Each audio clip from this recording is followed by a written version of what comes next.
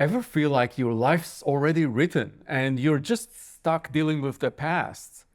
Maybe you're totally worn out from trying, from putting yourself out there, because nothing seems to change. A lot of us, especially as we get older, we start to feel invisible in gay spaces. We build up walls to protect ourselves, but then those walls end up trapping us. If you're feeling like it's too late for everything, but you still have that little spark of wanting something more, this is for you. Here's something interesting that I've noticed when working with gay men who feel stuck in life. This feeling of being stuck, it goes deeper than your circumstances, even though it looks like that's all it's about. I've met guys who have everything going for them and feel completely trapped. And I've met others who've been through hell and somehow found ways to keep moving forward. So, what's really going on here? Let's start with that voice some of us have in our head, the one that says, your story is basically over. It whispers that the remaining chapters are just about declining health, loneliness, and waiting for the end. Like you've already lived through your chances for love, for adventure, new beginnings. Now, getting older is normal, but this voice creates a mental prison where you believe that who you are right now at 50, 60, 70 is who you'll be forever. No growth, no change, no surprises. Just more of the same until the lights go out. But here's what that voice doesn't tell you. The guy who feels completely stuck and the guy who keeps moving forward, what's different isn't their circumstances. It's that one of them still believes change is possible. And that belief, that's the first step that makes all the other steps possible. But something else happens that makes holding on to that belief almost impossible. Let's talk about what happens in a typical gay spaces. This might sound familiar. You walk into a bar, a party, even scroll through apps, and it's like you don't exist. Not just romantically, socially too. You're not seen as someone with stories worth hearing, experiences worth sharing, or potential worth considering.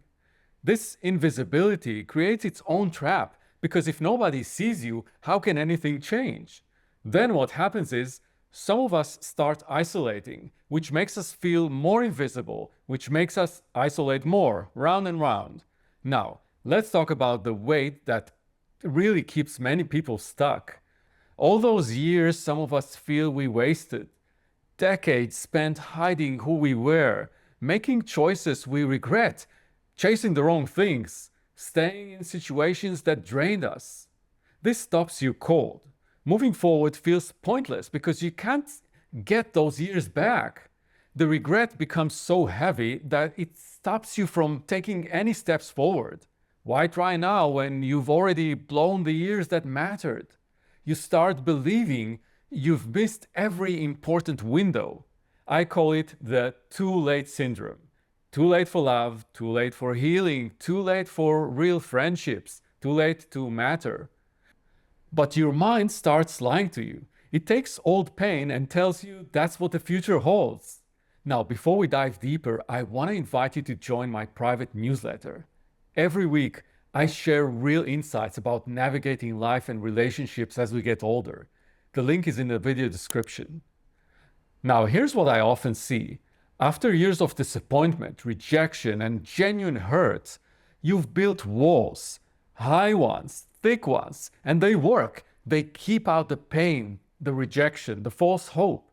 But those same walls are now keeping out everything else. They keep out new connections, opportunities, joy, growth, all that armor, the cynicism, the thinking of, I don't need anyone, the giving up before you can be disappointed. It has become a prison. And the worst part, dismantling those walls feels impossible after everything you've been through. Why risk getting hurt again when staying protected feels so much safer? Then there's the exhaustion, not just physical tiredness, though that's real too, but this exhaustion that comes from years of trying and getting disappointed. You've been through the cycle of hope and disappointment so many times that you can't summon the energy to try again. This is the legitimate exhaustion of someone who has been fighting the same battles for decades without winning. And that brings us to maybe the most cruel part of that trap. When hope itself becomes the enemy. You might not be there yet, but it's when you've learned that hoping leads to disappointment. So you train yourself not to hope. But without hope, nothing ever changes. It's the ultimate catch-22. You can't move forward without hope, but experience has taught you that hope is dangerous. So you stay frozen, making sure nothing ever changes. So, where do we go from here? When you're stuck, it feels massive, like this incredibly high wall between you and any kind of different life. But there is a difference between accepting your current reality and accepting it as permanent. You can acknowledge where you are without deciding that's where you'll always be.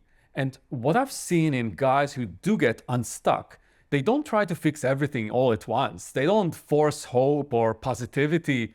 They just get curious about one small thing, not expecting it to work, just wondering what might happen if they tried something different. So the next step isn't hope.